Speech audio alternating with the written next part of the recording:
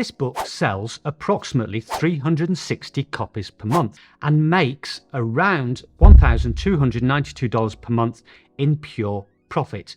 And they are easy to create with the resources I'm going to show you in this video. So if you are interested in creating books to publish and sell on Amazon, then join us as we take a look at what these books are, how to create them, and how to get them seen and found on Amazon.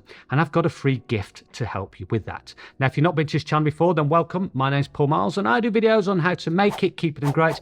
And that's your money I'm talking about. And if you do like videos like that, then please do give it a thumbs up, hit the subscribe button and smash that notification bell. Okay, so let's get straight into it. What are these books? Well, these are collage books, and these contain images that people will cut around and then stick them onto paper, card, a wall, whatever, to create artistic images.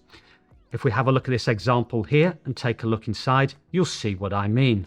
And here we have a typical page which contains these images of insects. Again, people just cut around these and stick them onto card or paper.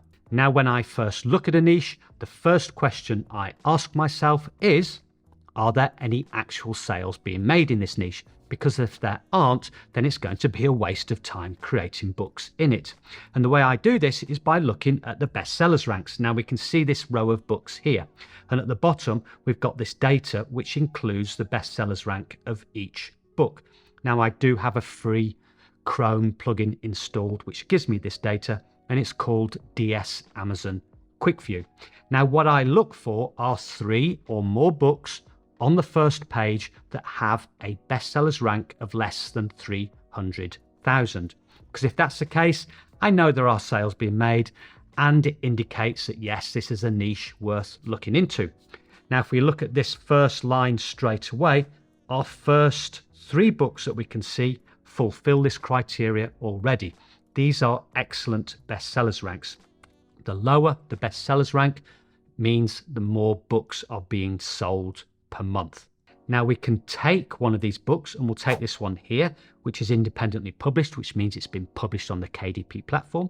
We can take that bestsellers rank, put it into a book sales calculator here on tckpublishing.com, and we can see that it's selling between 183 to 360 books per month.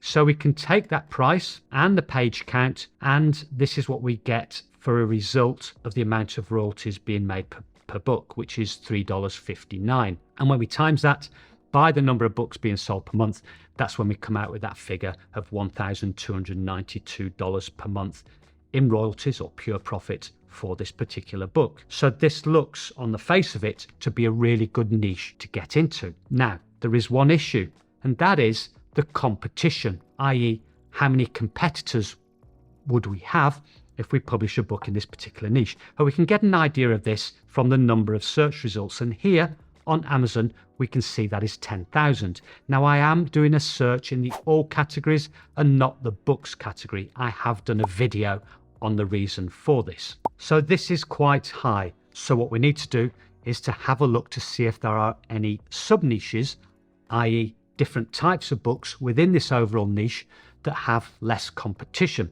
And what you can do is just scroll down the list of books here and see if there are any other ideas for different types of books. And this is a cutout and collage book on vintage botanical plants. And so we can go along to Amazon and just put in something like collage botanical plants, and we can see straight away we've got only 1,000 search results. So the competition for this particular sub niche is lower. And we can see by the bestsellers ranks that books are still selling in this particular sub niche. Now, when we come to the keyword research later on, I'll also show you how we can come up with sub niches from our list of keywords that we're going to create as well. And here's just a few examples of different sub niches I found that looked really interesting. We've got fruit illustrations, we've got a Halloween collage book, obviously that'll be for later this year.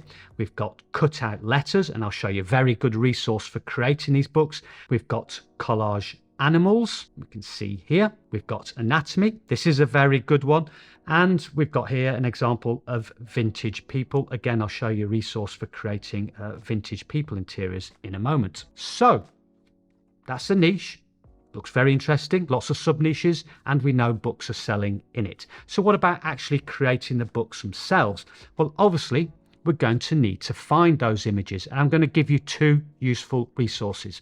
The first one is Creative Fabrica. Now, this is a site I use all the time to get images from, fonts from, and also you can get interiors for different types of KDP books as well. And here I just did a search for collage images, and we've got this collection here, we've got letters, and if we scroll down, we've got all different types of images available. I'll leave a link below to Creative Fabrica, and when you click on that link, it'll take you to this page that's been created for the viewers of this channel, and you will get the first month for free, and you can download up to 10 items during that first month. Then after that, it's $14.99 per month, but you do get the full print-on-demand commercial license, so you can use these assets within your books. Now, here's another site, and it's one of my favorite sites for getting free images, and it's at the Biodiversity Library site.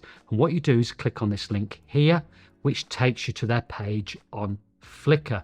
And here you'll find a whole load of different types of images, and you can click on a particular group and you can see you get page after page of all these wonderful images. And one of the advantages of this site is that these images are in the public domain.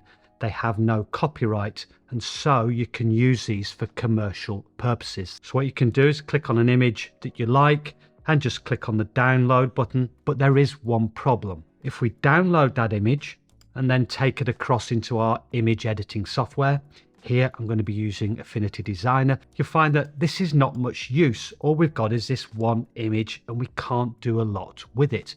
So what we need to do is convert this into a vector image. And when we do that, we get this, which looks identical, but there's one significant difference. What we can do is put a bounding box around one of the separate images, and we can move this little image around. So what we can do is just copy that. We can go over to our blank page, which could be the interior of our book, and just paste that into position.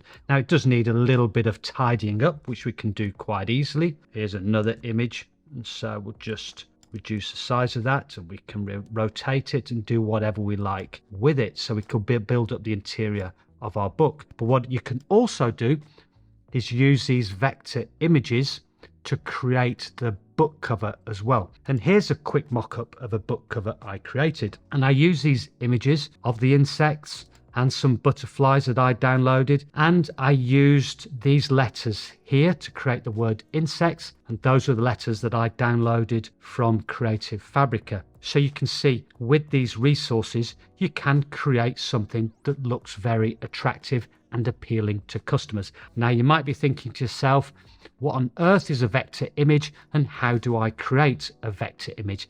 Well, I have done a previous video on this, on exactly taking these types of images and converting them into vectors, therefore into resources that you can use on the covers and interiors of your books. And I'll leave a link to that video down below in the description. Now, we come on to the third part of this video, and probably one of the most important parts, and that is how to get your books found on Amazon. Now, when a customer goes to Amazon, they put in a search term into the search bar, and we call these search terms keywords. In this case, it's collage book. Now, this is very useful because we can find out what customers are actually searching for in this particular niche. Because when we write in a keyword, Amazon will actually give us these suggestions here on the left-hand side. So Amazon is actually telling us what customers are searching for. And also, customers will tend to click on these options as well. Now, I do also have a free plugin installed called AMZ Suggestion Expander, which also gives us these additional search terms that people are searching for in Amazon. So this information is valuable. It's actually telling us what customers are searching for, and so we know what these particular keywords are. And what we can do is optimize our books by using these search terms or keywords in the title of our book, the subtitle of our book, and in the 7 keyword boxes of our book that we upload to the Amazon platform. And so it gives our book a better chance of being found when someone searches for something specific. Now, with these keywords, there's something important we need to know. Here we've got Collage Book, and we can see the results are 10,000. That's a lot of competition. So what I like to do is find those search terms or keywords that have less competition. So what I will do is take these different suggestions that Amazon are giving us, and I'll put those into the search bar on Amazon. And here is an example. I've put in collage botanical plants, and you can see that now instead of 10,000 search results, we've got 1,000 search results. So I know that this is a good keyword because it's less competitive, and so my book has a better chance of being found. Now, when I put in collage botanical plants, you can see we're getting even yet more suggestions from Amazon. And what I do is I collect all these suggestions in a spreadsheet, and I have a simple rule similar to the niche rule. But this rule is I only use keywords that have 1,000 search results or less, because if that's the case, I know that there's a reasonable chance of my book being found on Amazon without having to run any ads. Now, if I am in the market for running ads on my book, then I will take those more competitive keywords and run with those. Now, what you'll also notice when I put a keyword into the search bar, I get this additional information here. That's from another plugin that I've got installed called Keywords Everywhere. Now, that is a paid for plugin. It costs about $10 for 100,000 credits.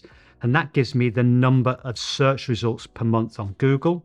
And also it gives me this little graph here, which tells me the number of searches per month on Google for that keyword. And it's just a little bit of extra useful information. So what I do is I create a spreadsheet, and I build up this spreadsheet with different keywords, their Google monthly searches where available, and also the number of Amazon search results, which has 109 different keywords.